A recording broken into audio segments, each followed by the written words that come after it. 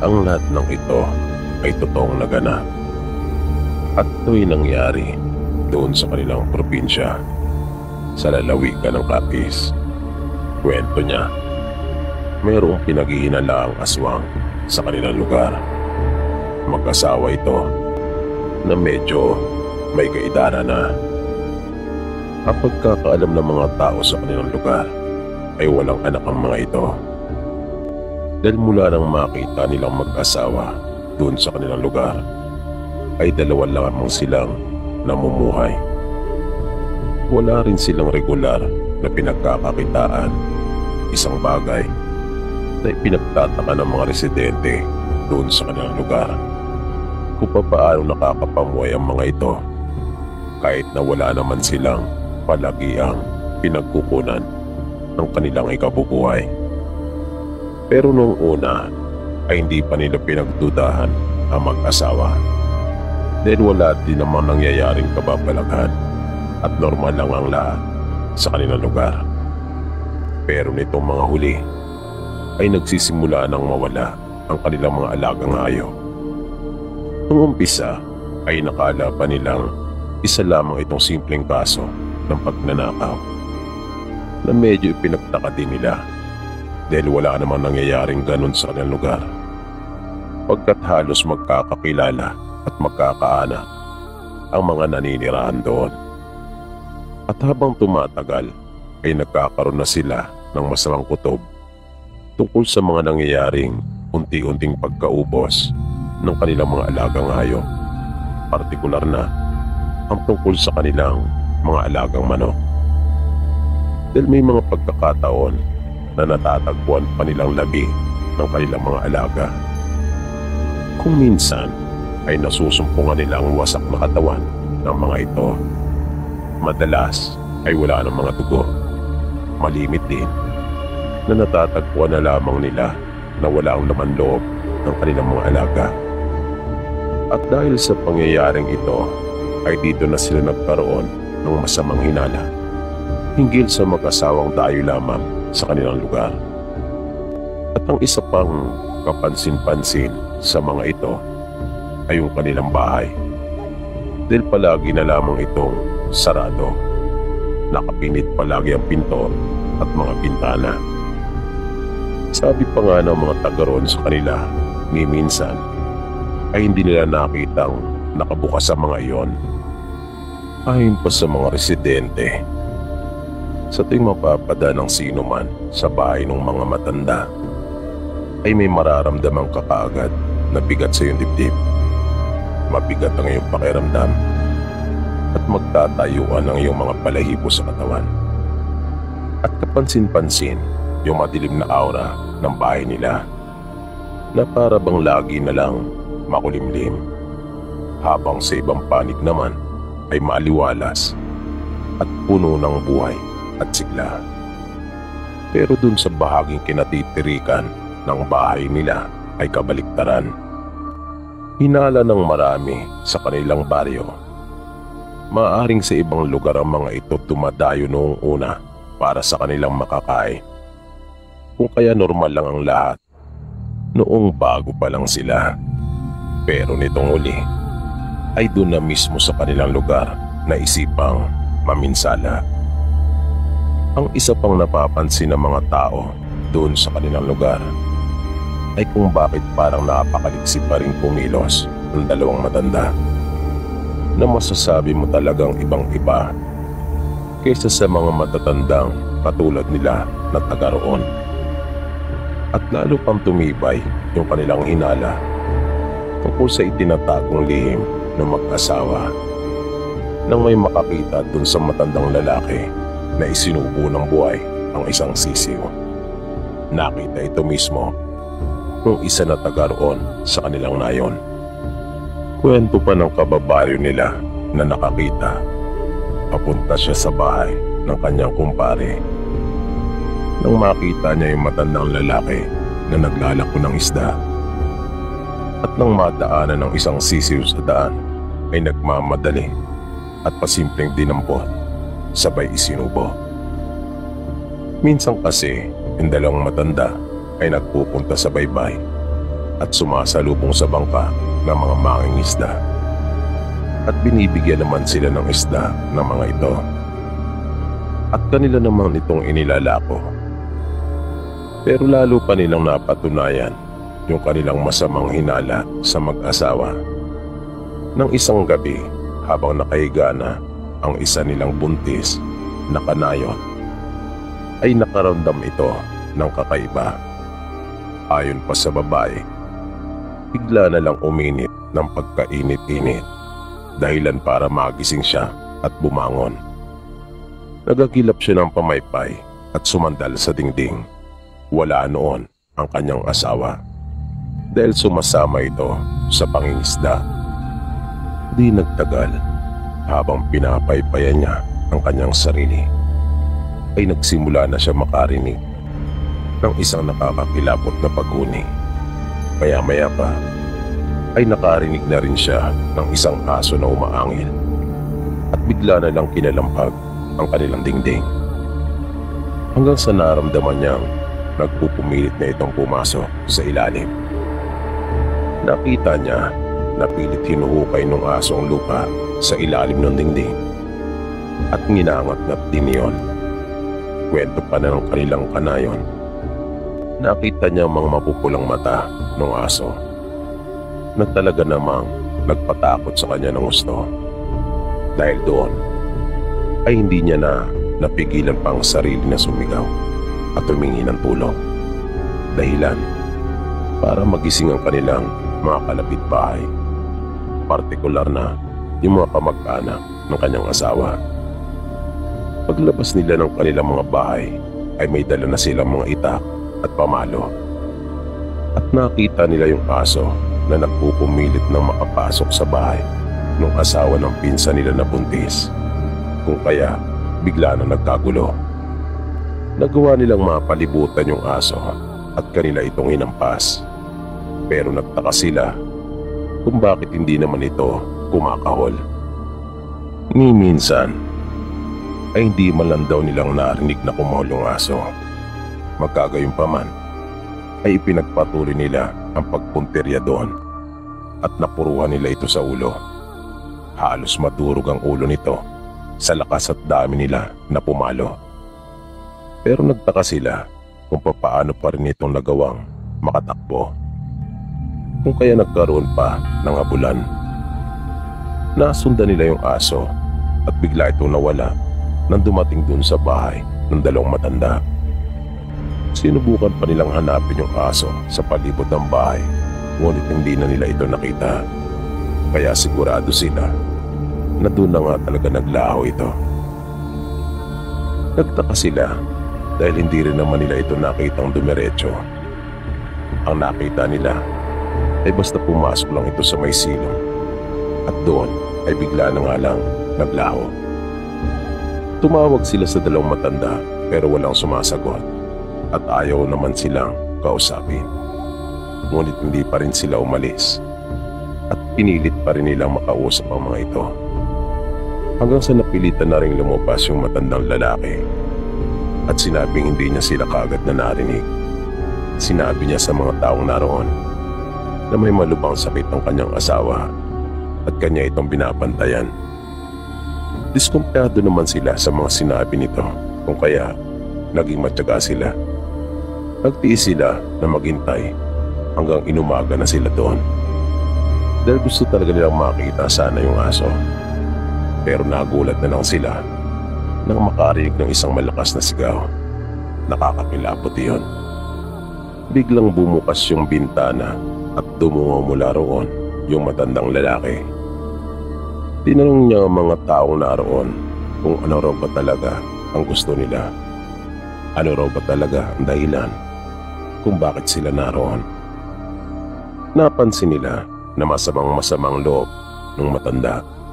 Ramdam nila ang matinding galit nito at sila ay pinapaalis na. Sabay na pasigaw at sinabi na namatay na ang kanyang asawa. At tila ba silang sinisisi nito dahil sa nangyari. Mabilis na kumalat sa buong baryo nila ang ukol sa pangyayaring iyon at pagkamatay ng matandang babae. Nagpresenta naman yung barangay ng tulong at sinabing sila na ang bahalang gumastos at magpapalibing doon sa kanyang asawa. Pero tumanggi yung matandang lalaki at sinabing hindi na niya ibuburol pang kanyang asawa, kung kaya hindi na rin dapat pang imbalsamuhin. Nang tumanggi ang barangay sa gusto mangyari ng matandang lalaki, dahil para yun sa kapakanang pangkalusugan ng mga taga roon, ay giniit ng matanda na karapatan nila iyon at labag daw kasi ang pag-iimbalsamo sa kanilang paniniwala. Pero isang kanayo nila ang sumalisi sa loob ng bahay habang kinakausap ng mga taga-barangay yung matandang lalaki. At dito na nakita ng isa nilang kababaryo yung bangkay ng asawa nito na natatakpan lamang ng kumot. Wasak na wasak umano ang ulo nito, bagay na kanilang ipinagtaka. Dahil ang sabi ng matandang lalaki ay namatay ang kanyang asawa dahil sa malubhang sakit. At isa pa, aso ang kanilang naabutan at siya nilang pinagpapalo, kung kaya halos madurog yung ulo. Dahil doon, kung kaya lalo pang tumipay ang kanilang hinala tungkol doon sa matandang mag-asawa. Ipinalagay ng matandang lalaki ang kanyang asawa sa kabaong na nakabalot lamang ng isang malapad at luma nilang kumot. At hindi na niya pinabuksan ang kabaong nito hanggang sa mailibing. Isang gabi lang iyon na natili sa kanilang bahay. Tumanggi din ito magkaroon pa ng lamay. Hindi na raw niya ibuburo ang kanyang asawa at hiniling na mailibing ito kagad kinabukasan. Kaya wala talagang naganap na lamay dahil hindi pumayag yung matandang lalaki. Nais daw niya na makasama ng mag-isa ang kanyang asawa sa huling sandali. Kung kaya hiniling niya na irespeto ang kanyang desisyon. Matapos na mailibing ang kanyang asawa, ay ilan pang serye ng mga kababalagan ang nangyari. Maraming buntis ang nakunan ng biglaan at walang malinaw na dahilan. Kaya hinala ng marami doon sa kanilang lugar ay gumaganti yung matandang lalaki dahil sa pagkamatay ng kanyang asawa. May isang bata pa nga na ilang buwan pa lamang matapos na maipanganak ang muntik na rin sanang masawi. Buti na nga lang at naagapan. Naramdaman ng tatay na mayroong nasa kanilang bubungan at tila kakaiba ang ikinikilos. Kung kaya, kaagad niyang sinabuyan ng asin at pinagbabato. Humingi din siya ng tulong sa kanilang mga kalapit bahay at kanilang hinabol yung aswang. Sinundo kaagad nilang isang manggagamot na nasa malapit at ginamot yung bata dahil binutas ng aswang ang pusot nito. Makalipas ang may 3 buwan mula nang mamatay yung matandang babae, ay sumunod na rin yung asawa nito. Matapos na may kababalaghan nangyari sa katabi nilang baryo. Ayon sa usap-usapan, pinasok ng isang malaking sawa ang bahay ng mag-asawa. Buntis ang babae at ilang buwan na lang ay manganganak na. Pero bago pa natuklasan ng lalaki yung tungkol sa sawa, ay may narinig na raw siya ng mga yabag sa palibot ng kanilang bahay bago pa sila nahiga na mag-asawa. At nang tumigil naman yung mga yabag, ay napalitan naman iyon ng mga mahinang pagkaluskos. Kung kaya nagduda na siya at nagpusisa sa palibot ng kanilang bahay dahil pakiramdam niya ay para bang mayroon talagang ibang naroon. Ngunit maya-maya lang napansin niya na parang may nakapasok na sa loob ng kanilang bahay. At laking gulat niya nang makita ang isang dambuhalang sawa. Kaya sumigaw siya at kaagad daw humingi ng tulong sa mga kalapit nila. At nung dumating ang mga kapitbahay, ay kaagad na nilang pinagtataga yung sawa sa katawan nito dahil na rin sa kanilang pagkataranta. Noong mga unang panahon kasi, kapag nakakakita ang tao ng sawa, ay kanila na talaga itong tinataga at hindi hinuhuli katulad ngayon. At matapos nga nilang tagayin yung sawa sa katawan nito, ay kanila pang pinitpit ng ulo bago yung tinaga at pinuputan. Tuwang-tuwa naman ang ilang kalalakihan dahil sa nangyaring iyon, lalong-lalo na yung mga lasinggero sa baryo na yon. Dahil naisip nilang gataan yung sawa at gawing pulutan. Pero nagulat silang lahat nang kanila nang inihahanda ang mga rekado para lutuin yung nasabing sawa. Pagkat bigla na lang itong nawala at sa halip ay napalitan ng isang matandang lalaki na nangingintab dahil sa pahid ng langis at wala itong anumang saplot. Tad-tad ng tama ng itak sa iba't ibang parte ng katawan at pipi ang ulo nito. Nang kumalat ang balita at makarating sa kanilang baryo, ay kinilala naman ng kanilang kapitan na residente ng kanilang barangay yung matanda at kabilang sa kanya nasasakupan. Sa tulong ng lokal na pamahalaan at ng barangay ay kanilang ipinalibing ang bangkay nito sa tabi ng puntod ng kanyang asawa.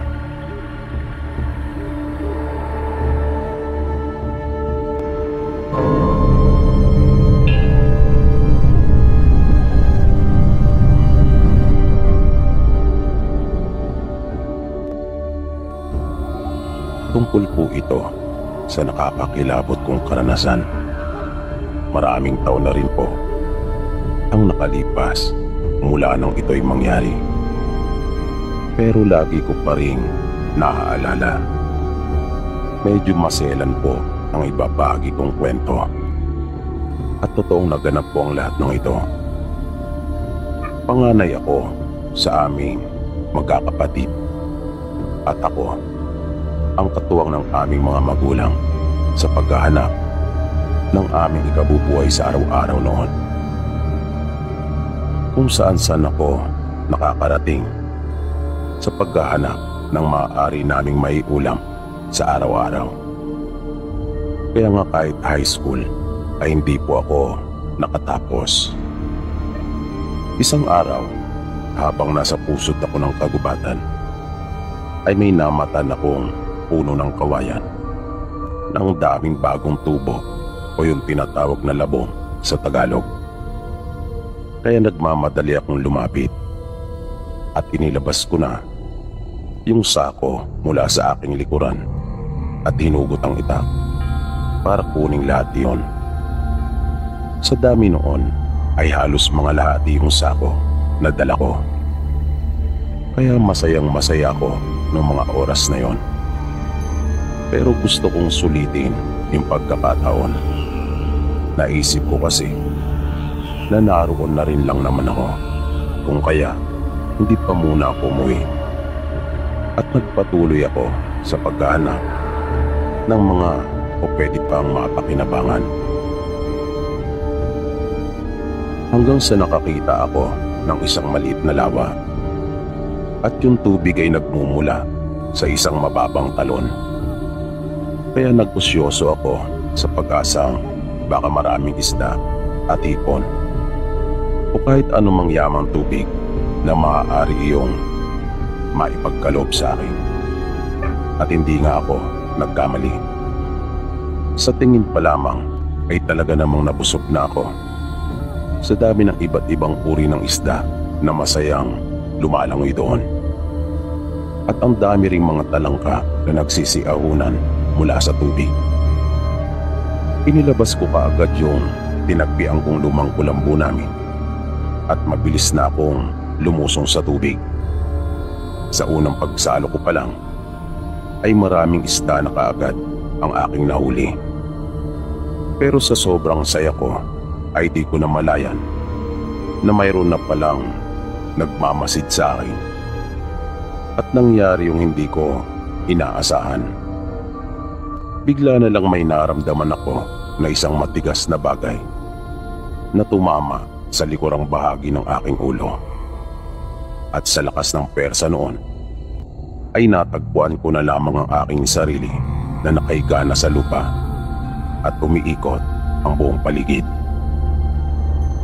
At iyon lang ang tangi kong natatandaan. Dahil lang sunod akong magkamalay, ay nasa isang maliit na kubo na ako.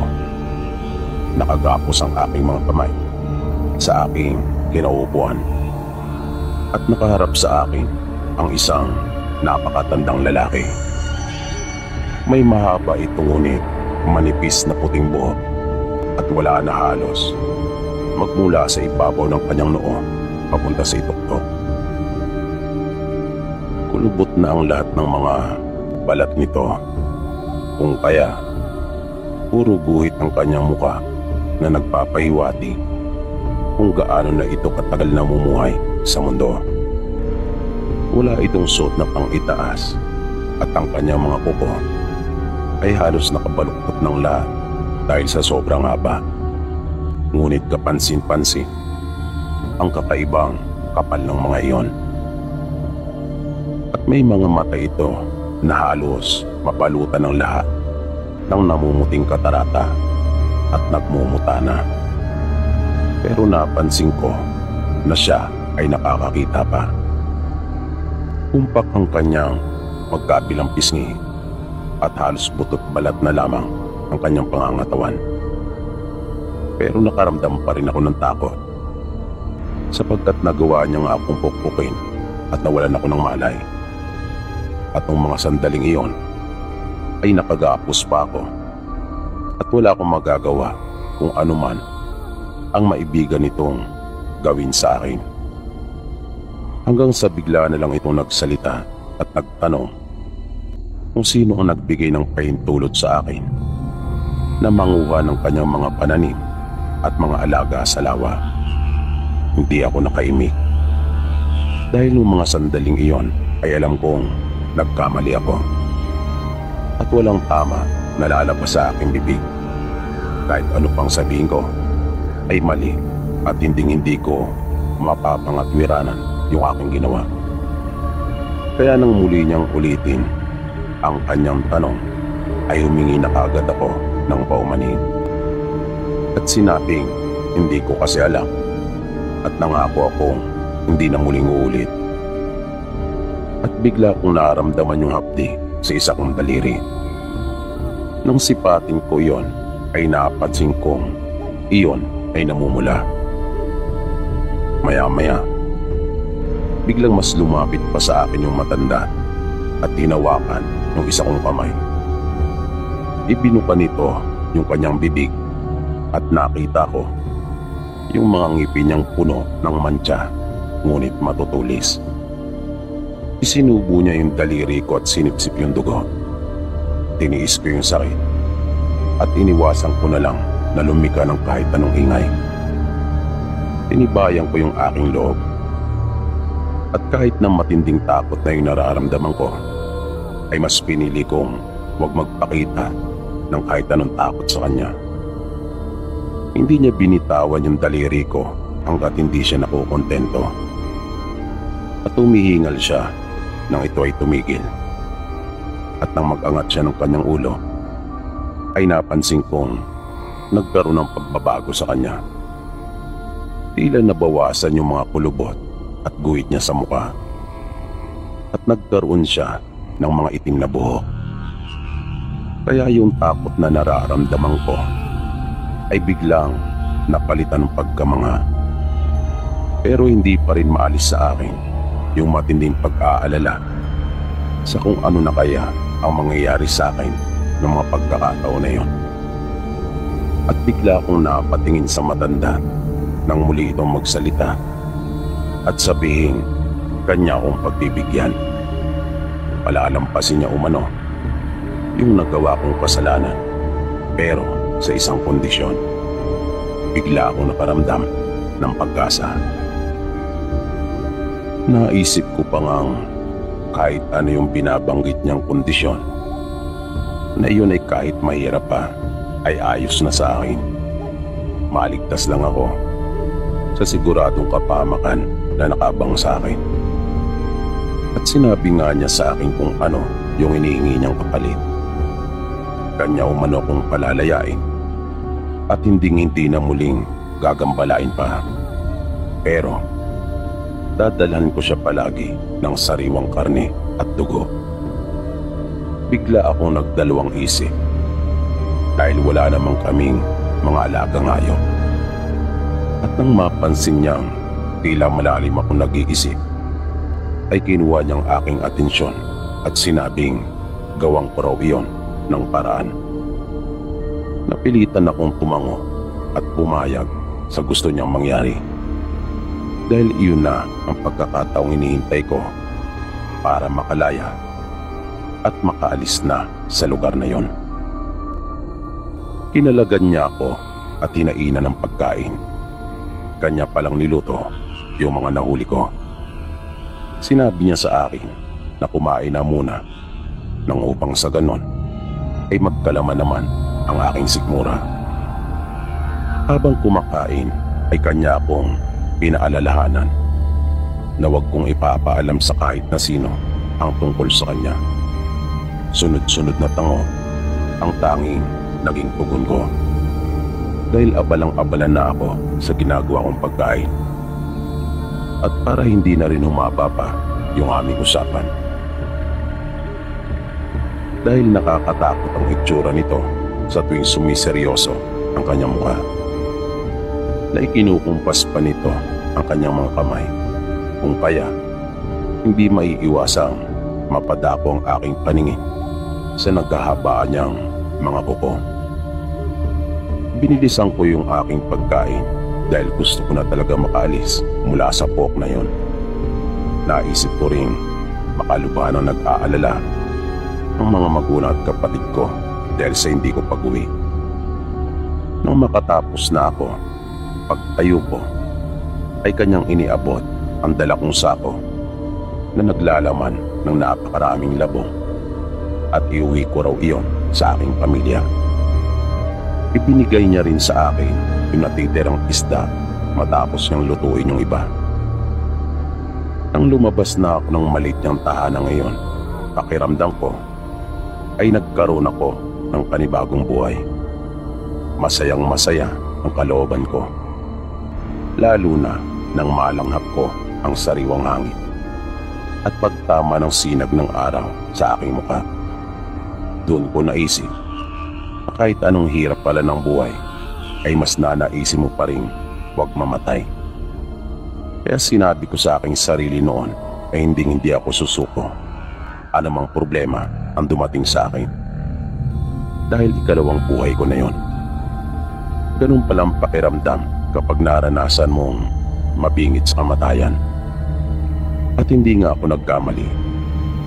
Nang dumating ako sa bahay namin ay halos yakapin nila akong lahat. 3 araw na pala ang mabilis na lumipas mula nang mawala ako. Kaya bigla akong napaisip na ganun pala ako katagal na wala ng malay. At buti na lang, binigyan pa ako ng pagkakataon ng matanda at hindi niya ako nilapa at nilantakan.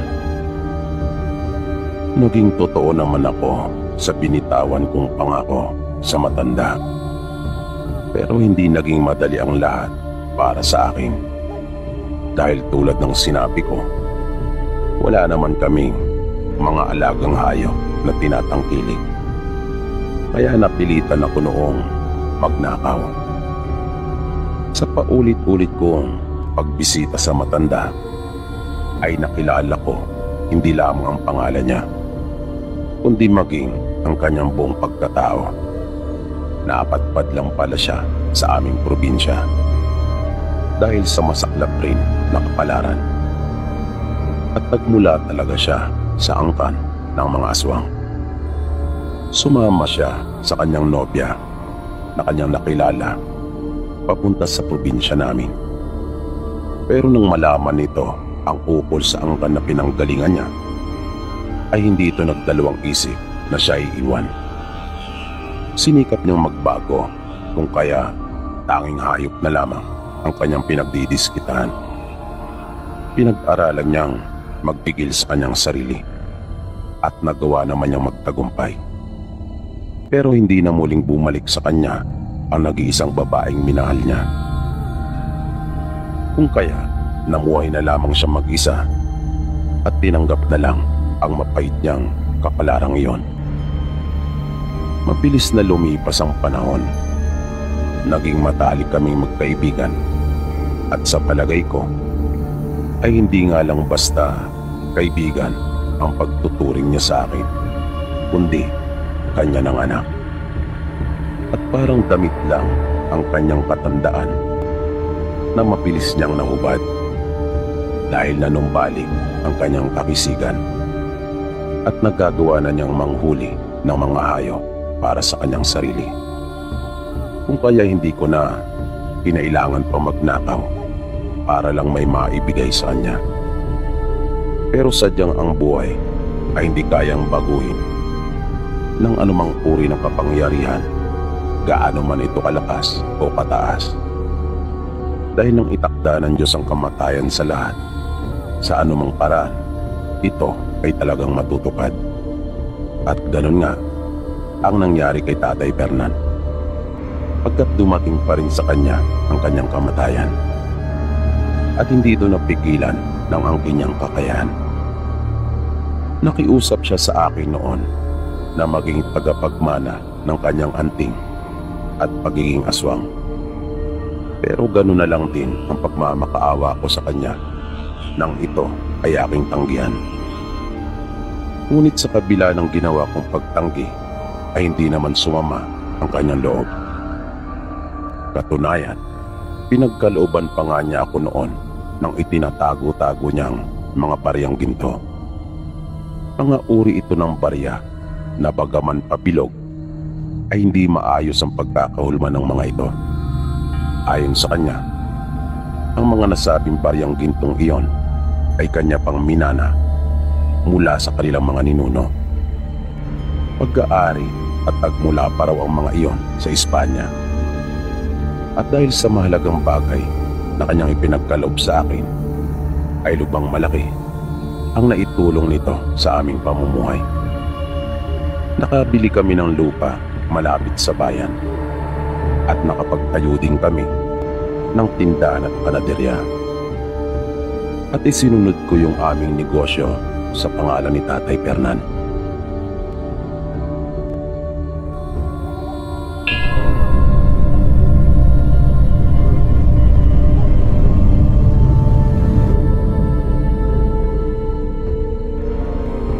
May kwento po ako nais na ibahagi sa inyo. Ito po ay personal naming karanasan ng asawa at mga anak ko. Bagong sama pa lang kami noon, dalawang aming anak at kapwa sila babae. Ang bahay po namin noon ay nakatayo sa lupa ng mga magulang ng asawa ko. At mga 100 metro lang siguro ang layo ng bahay namin mula sa kanila. At bagong gawa lang yung bahay namin. Noong una kasi ay doon kami nakatira sa lupa naman ng mga magulang ko. Kaya lang, higit na mas malayo iyon pagka nasa bundok talaga. Minsan, ginabi ako ng uwi. Dahil pagkatapos ng trabaho namin, ay nayaya ako na join ng misis ko doon sa kanila. At nagtagay kami. Nakauwi ako sa amin mga 11:11 pasado na. At nagtaka ako kung bakit gising pa ang aking asawa. Kadalasan kasi pag mga ganong oras na ay mahimbing na itong natutulog. Pagpasok ko sa bahay namin ay agad niya akong sinalubong. At naramdaman ko kaagad yung matindi niyang takot. Putlang-putla ito at pawis na pawis. Sabi niya sa akin, mayroon manong aswang. Kaya bigla akong naalarma. Hinugot ko kaagad yung aking kita at tinanong ko siya kung nasaan iyon. Pero sinabi niya sa akin, nakakaalis lang daw nito. Kung kaya, kumalma na rin ako. Nang magsimula siya magkwento, kahit ako ay nangilabot. Ayon sa misis ko, pasado 9:00 nang magsimula siya makaramdam ng kakaiba. Naramdaman na lamang niyang nagtayuan yung mga balahibo niya sa katawan. At biglang naging maalinsangan. Narinig din niyang umalulong yung mga alaga naming aso, pero saglit lang. Dahil para daw nabahag ang mga buntot ng mga ito at nagsipagtaguan sa silong ng aming bahay. Di nagtagal ay bigla namang umihip ang malakas na hangin na naging dahilan pa nga ng pagkamatay ng mga lampara. Kasabay noon ay biglang pumalabog ng napakalakas yung aming bubungan. Ang buong akala ng asawa ko ay may tinangay lang na malaking sanga at sa bubong namin bumagsak dahil nga sa biglang umihip noon ang malakas na hangin. Pero yung malakas na kalabog na iyon ay agating nasundan at hindi na tinigilan. Sabi pa niya, parang nagtatalon iyon sa may aming bubungan. At kahit anong sigaw ang gawin ng asawa ko, ay hindi siya nito pinapakinggan. Patuloy lang ito sa kanyang ginagawa dun sa itaas. Sa totoo lang po, doon lang ako nakarinig ng ganon. At naisip ko kaagad na hindi nga iyon maganda para sa kaligtasan ng pamilya ko. Dahil sa lugar namin ay halos magkakakilala naman kami. At walang sino mang gagawa ng ganon sa amin. Kaya naniniwala ako sa kwento ng misis ko. Malakas din ang kutob ko na aswang nga ang gumawa noon. Ng mga sumunod na araw ay sinikap kong maaga makauwi ng bahay. Kaya kahit panay ang yaya ng mga kaibigan at kapag-anak ng asawa ko sa akin, ay akin muna silang dinanggihan. Pero hindi naman bumalik yung aswang. Kaya pang lumipas yung mga gabi, sa tuwing maaga akong umuwi ng aming bahay. Kaya naisip ko, marahil ay hindi na yun mauulit pa. Naisip kong baka napagkatuan lang nito, nagambalay ng asawa ko nung gabing iyon at magasik ng takot. Kaya nang magyaya yung mga kamag-anak ng asawa ko, nakasama ko sa trabaho, ay nagpaunlak na ako. Gumagawa kami noon ng bahay ng isa rin lang kaanak. At dahil napasarap, kung kaya ginabihan ko muli. At di ko talaga nagustuhan yung nadatnan ko sa bahay namin pag-uwi. Dahil inaapoy ng lagnat yung bunso naming anak.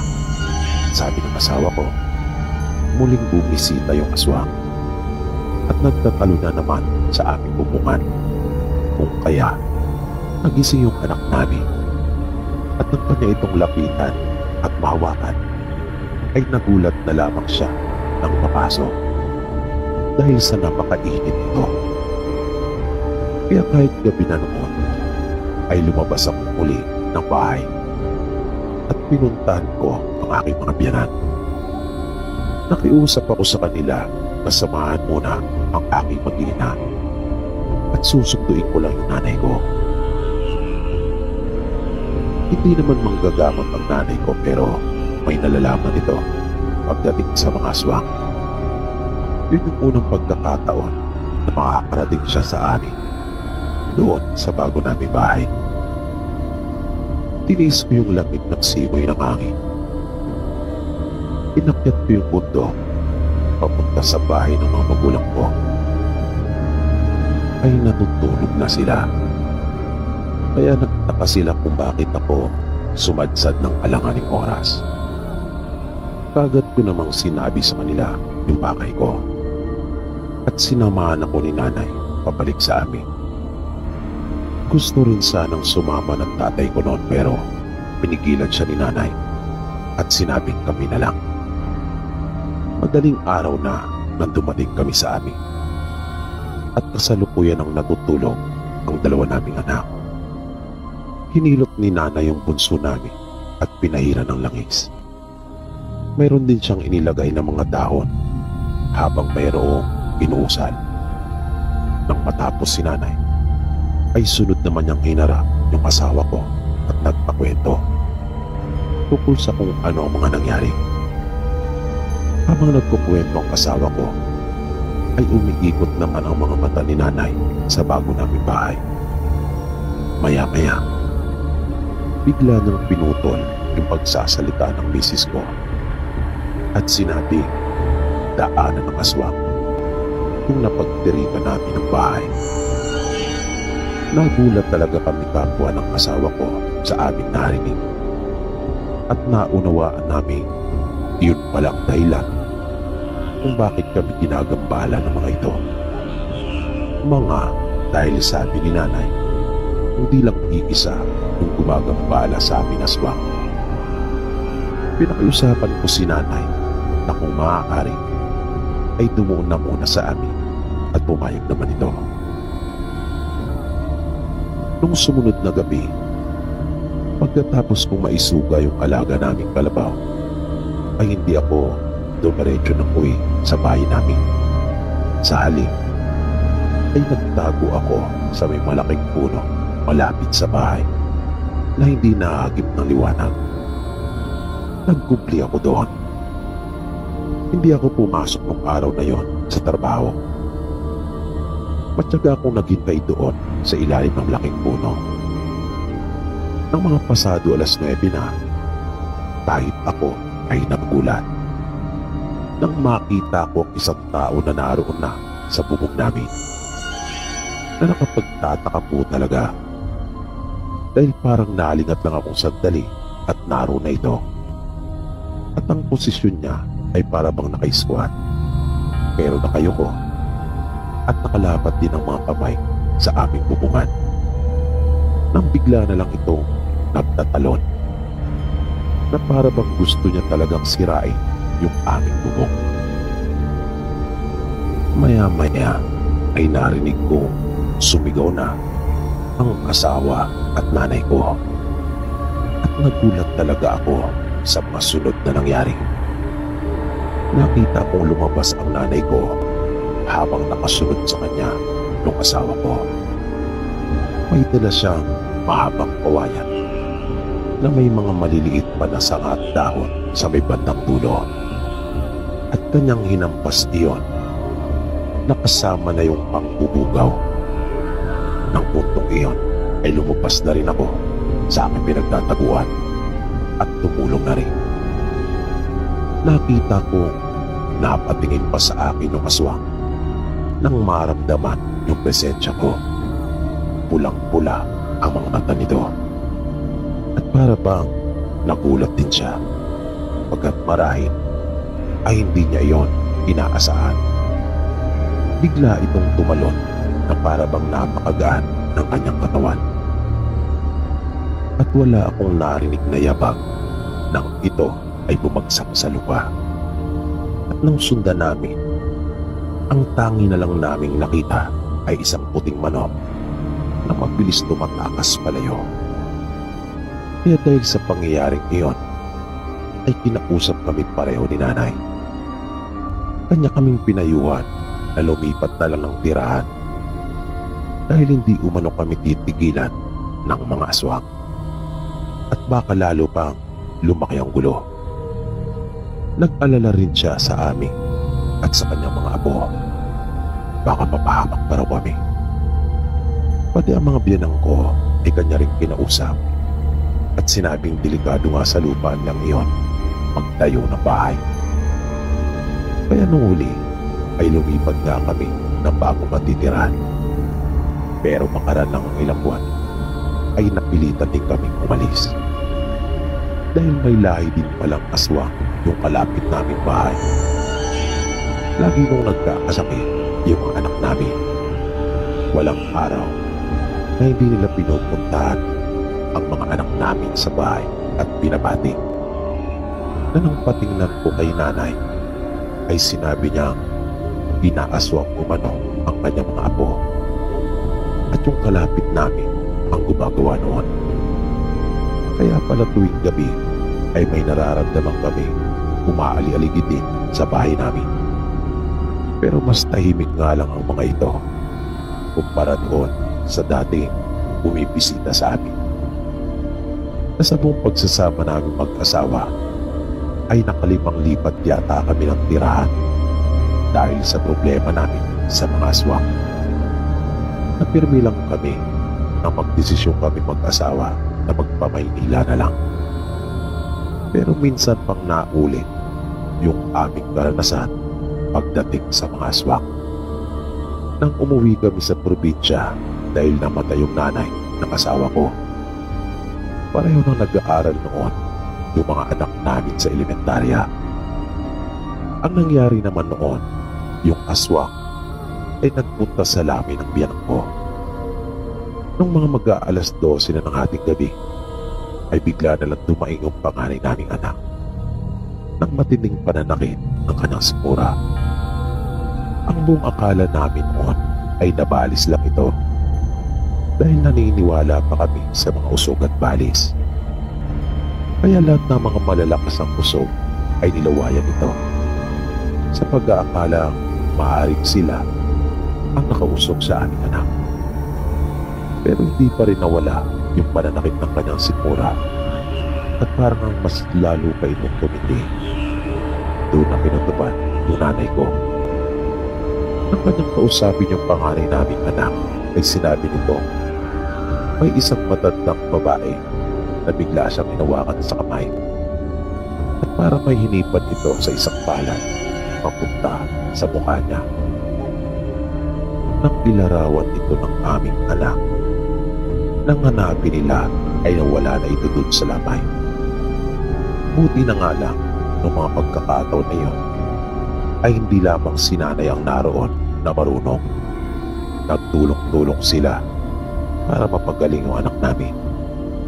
Pasalamat na lang rin kami at agad yung nagapan na naisip ko sa tuwing uuwi kami sa aming probinsya ay ayaw talaga kaming tantanan ng mga aswang na para bang magnet kami para sa kanila.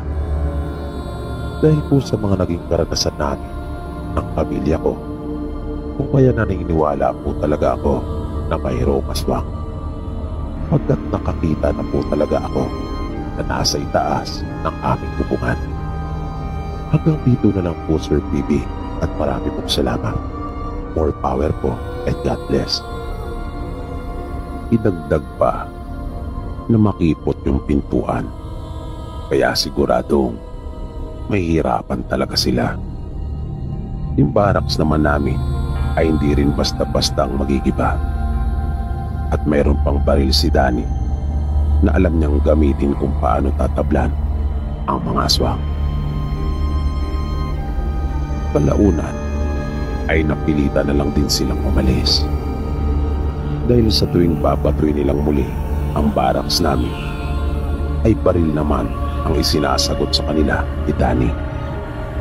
At hindi talaga ito nangihinayang sa bala pagkat kaon-kaon ang bala na ibinigay kay Danny at malinaw ang instructions na ibinigay sa kanya na kapag nalagay sa alanganin ang operation dahil sa panggugulo o kagagawa ng ibang tao o di kaya ay malagay sa alanganin ang buhay ni inuman na gumagawa dun sa site ay gawin niya ang lahat.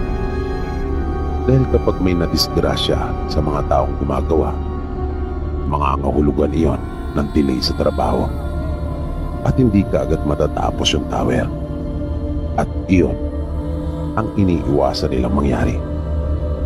Pero para kay Danny, higit sa anumang bagay, ay buhay naming lahat ang mahalaga. At gagawin niya raw talaga ang lahat para walang mangyaring masama sa amin. Na hindi umano siya papayag na kahit isa sa amin ay may mapahamak. Matapos iyon ay hindi naman na kami muling ginambala pa nung mga aswang na yon. Nasa tansya namin ay parang isang nayon yata ng mga aswang ang sumugod sa amin nung gabing iyon. Napalagay namin ay yun din yung mga nag-alok sa amin ng kanilang mga paninda na nang hindi mapagbilan ay mga nagalit. Ang sunod ko namang ibabahagi sa inyo, Sir PB, ay tungkol naman sa sumunod naming project sa probinsya pa rin iyon. Dahil tulad nga po sa nabanggit ko sa una kong pagsasalaysay, ay sunod-sunod po talaga ang project namin doon. Masasabi ko po kasing matindi din yung dinanas namin doon sa sumunod naming project. Malaking bahay naman po ang ipinagawa sa amin, mansyon. Bali renovation po ang ginawa namin doon at may mga idinagdag rin. Ilang buwan din po kami tumagal doon at sa pamamalagi po namin ay nakaranas po kami ng mga nakakatakot din na pangyayari.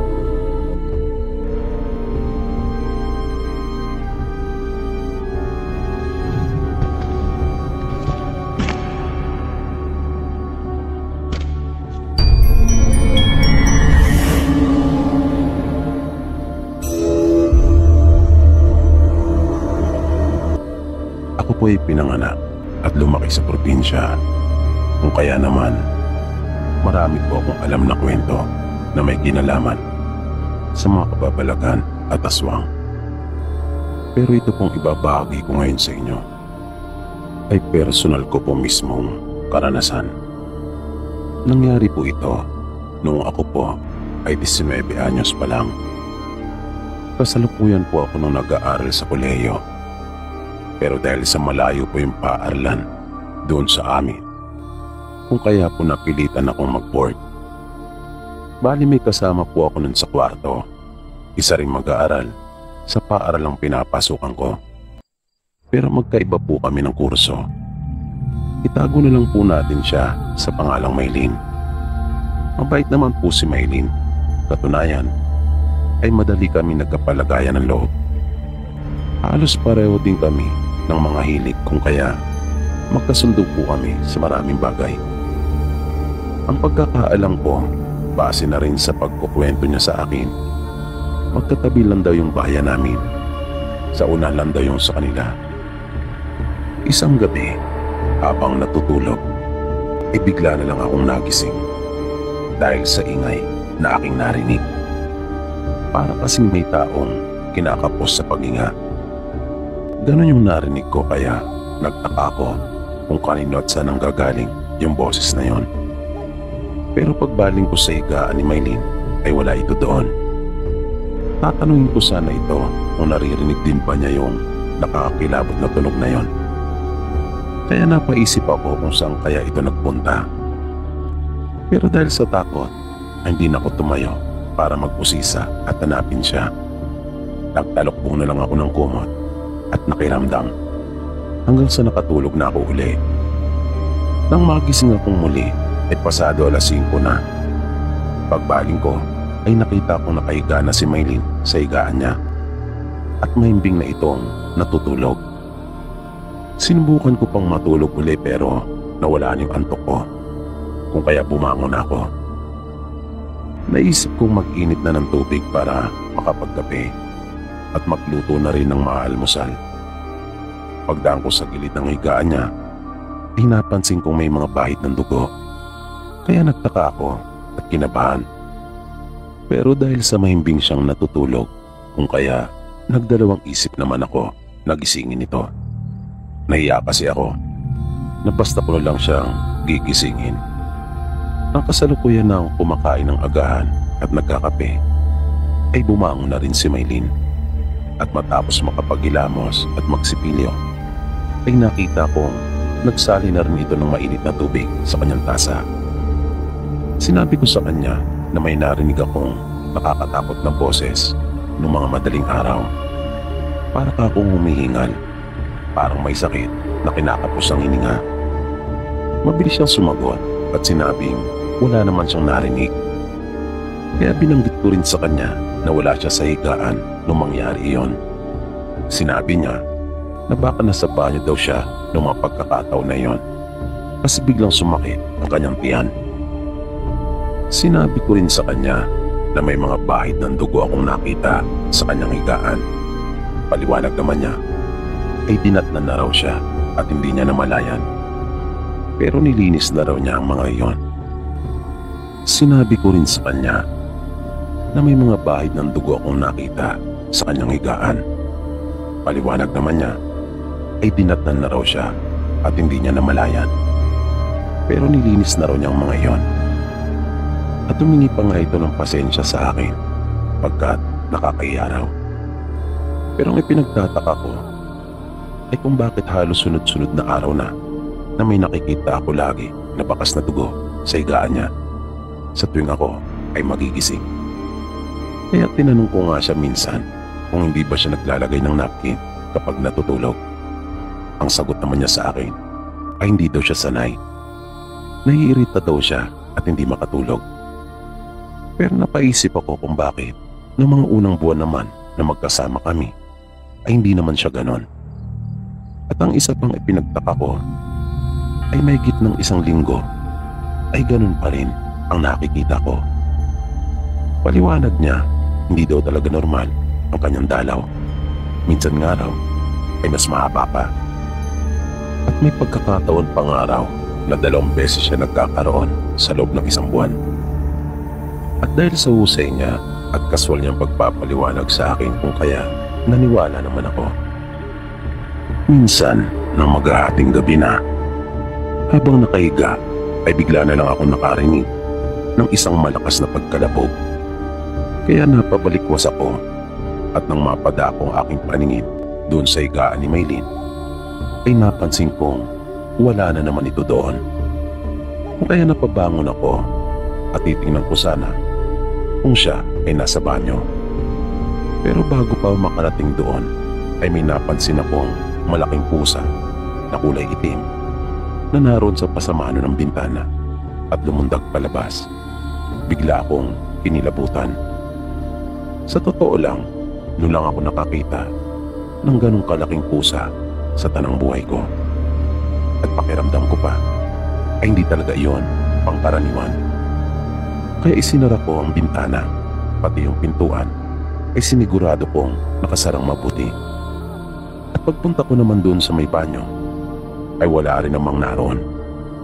Kaya nagkaroon na ako ng masamang hinala tungkol kay Maylin. Kinabahan din ako at nag-alala para sa kaligtasan ko.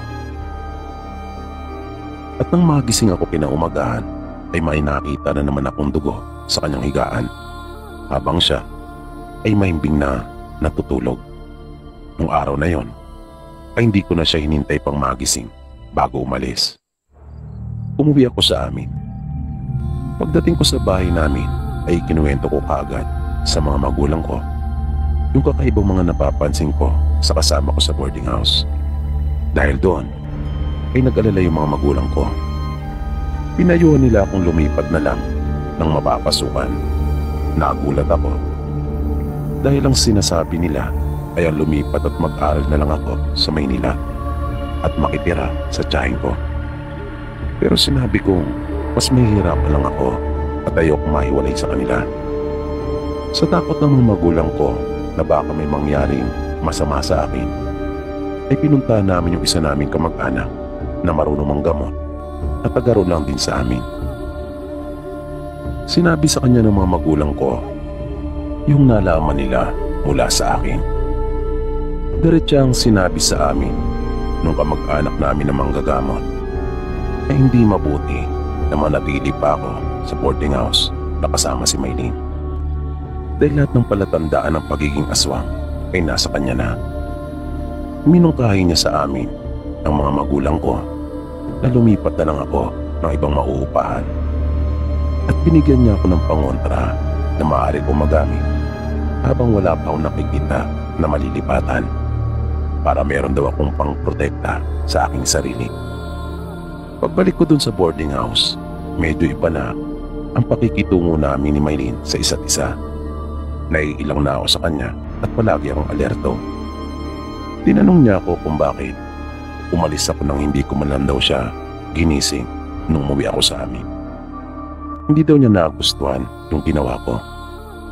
Sinabi ko na lang na mahimbing siyang natutulog kung kaya hindi ko na siya inistorbo.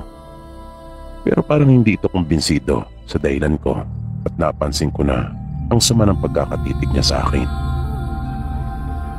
Maya-maya, parang bigla itong naging aligaga at hindi mapakali. Para bang hindi niya kayang tumagal sa tabi ko. At nang hindi na niya matiis, ay bigla lang itong umalis naalala kong bigla yung ibinigay na pangontra sa akin ng kamag-anak namin. Naisip kong epektibo iyon at marahil ay tumalab na iyon kay Maylin kung kaya naramdaman niya. Pumasok ako sa paaralan nung araw na iyon. Pag-uwi ko, pagabi na pero wala pa rin si Maylin. Nakatapos na rin akong kumain ng hapunan ay hindi pa rin ito dumarating. Hanggang sa nakatulog na ako. Pero bigla na lang ako nagising ng may kumalabog. Napabalikos akong bigla at agad na napatayo. At hindi ko inaasahan yung sumunod na nangyari. Dahil paglabas ko ng kwarto namin, ay kitang-kita ko si Maylin. Nakapapasok pa lang ng bintana. Nagtatayuan ang kanyang mga buhok. Mapula ang kanyang mga mata na nanlilisi at ito ay nakaangil. Wala siyang suot na kahit ano at nangingintab ang buo niyang katawan. May bahid din ng dugo ang palibot ng kanyang bibig. Natulala talaga ako at hindi nakagalaw. Nabalot ako ng matinding takot, lalo na nang akmanan niya akong lalapitan. Nailagay ko na lang yung dalawa kong kamay sa harap ng dibdib ko dahil sa tindi ng takot. At gusto ko nang magmakaawa sa kanya. Pero nagpatuloy pa rin siya sa paglapit sa akin. Dahan-dahan habang nakatitig pa rin siya sa akin ng masama. Kaya napapikit na lamang ako at napausal ng maikling panalangin. Pero nagtaka ako nang wala pa rin nangyari. Pagdilat ko ay wala na si Maylin. Gusto ko na sanang umalis noon at umuwi sa amin pero wala nang masasakyan noong mga oras na yon. Kaya isinara ko na lang mabuti yung pinto at mga bintana. At nagdesisyon ako na umagang-umaga kinabukasan ay yun ang una kong gagawin. Ang umalis sa inuupahan namin at umuwi na muna doon sa amin. Kaya kinabukasan, madilim-dilim pa, ay umako na ako at naganda na para umalis. Pagsikat ng araw ay lalarga na ako. Pero nang papaalis na ako ay nagulat ako nang pagbukas ko ng pinto ay naroon si Maylin at nakatayo. Kanina pa pala siya nandoon at hinihintay lang na buksan ko yung pinto. Sinadya daw niyang hindi kumatok dahil sa nahihiya daw siya sa akin. Humingi siya ng tawad at ipinagtapat kung ano talaga ang totoo nangyari sa kanya. Pinakinggan ko naman siya. Sinabi din niya sa akin na aalis na siya at uuwi na sa kanila. Pero dahil sinakahanda na rin ako para umalis kung kaya iniwan ko na siya. Nalaman ko mula kay Maylin na nahawa lang pala ito sa isang handaan na kanyang pinuntahan nang minsang umuwi siya sa kanila. Pagdating ko sa amin ay kinuwento kong lahat ng nangyari sa mga magulang ko. At nang bumalik ako sa boarding house namin para kunin ang lahat ng mga gamit ko ay nagpasama ako sa kanila. Hindi na namin naabutan pa doon si Maylin. Mas nauna na pala itong umalis kaysa sa akin. Lumipat ako ng boarding house pero hindi ng paaralan. Mula noon ay wala na ako nabalitaan pa tungkol kay Maylin.